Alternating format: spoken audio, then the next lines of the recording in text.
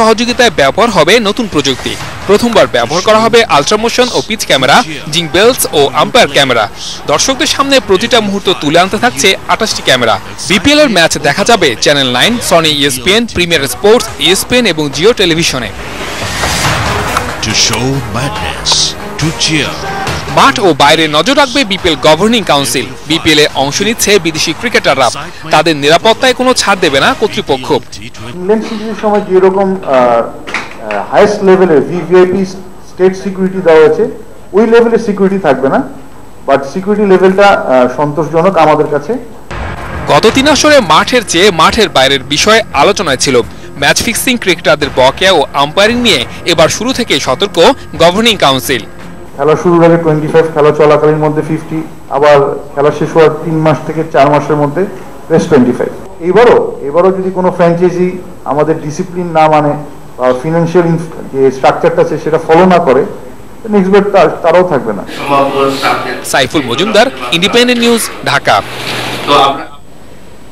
BPL এ প্রথমবার খেলতে যাচ্ছেন টাইগারদের নতুন তারকা মেহেদী হাসান মিরাজ। রাজশাহী কিংসের পরিকল্পনার অনেকটা জুড়ে থাকছেন এই অফ স্পিনার। টাইগার অধিনায়ক মাশরাফি মুর্তজার বিশ্বাস, শুরুর মতো ভবিষ্যতেও ধারাবাহিক থাকবেন মিরাজ। আর সতীর্থ ড্যারেন স্যামি অপেক্ষায় আছেন মিরাজ ম্যাজিকের জন্য।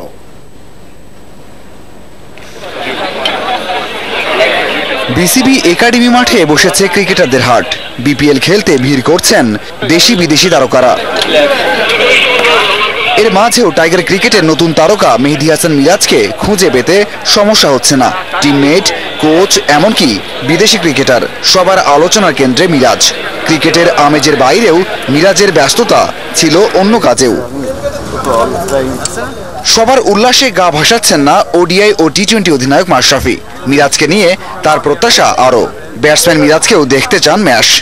যেটা আলোচনায় নেই, আমার বিশ্বাস যে মিরাজ ট্রিমেন্ডাস ব্যাটসম্যান, খুব ভালো একজন ব্যাটসম্যান, যেটাও করতে পারিনি, বাট আমি শিওর যে এটা ওকে বুস্ট আপ করবে, কারণ সে অ্যাট দ্য সেম টাইম ও উই ক্যান ব্যাট। ওয়ার্কিং গায় সে, শোনা না, নিজের চোখেই দেখা, যে আন্ডার-19 থেকে ওকে দেখছি, একই মাঠে প্র্যাকটিস করেছি, সো অনেক হার্ডওয়ার্ক করে, বাট আমি আশা করব যে সে কন্টিনিউ এটা করবে।